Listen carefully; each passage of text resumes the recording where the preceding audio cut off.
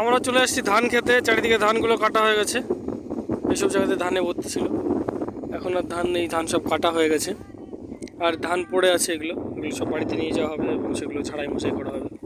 কিন্তু একটা বিষয় হচ্ছে, দেখো এখানে ইঁদুরের গর্ত, আর এই ইঁদুরের গর্তগুলোর মধ্যে ইঁদুর আছে।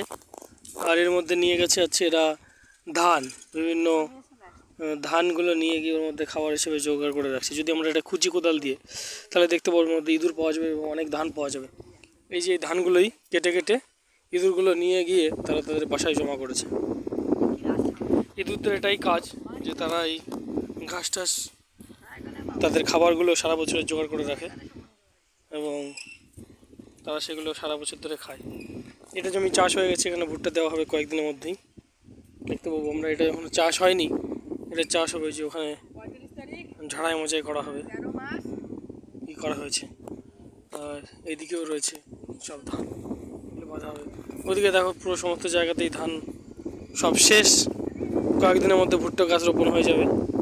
রোপণ ওদিকটায় অলরেডি হয়ে গেছেও হয়তো, আমরা যদিও জানি না। ওদিকে যদি এগিয়ে যাই তাহলে আমরা দেখতে পাবো। এদিকে বাচ্চা কাচ্চাগুলো একটু বদমাইশি করছে, অফ রোডিং করছে। তো এই ব্লগকে এখানে ইন করছি। ব্লেজ লাইভ ব্লগে তোমাদের কেমন লাগছে তোমরা অবশ্যই কমেন্ট করে জানিও। Thank you.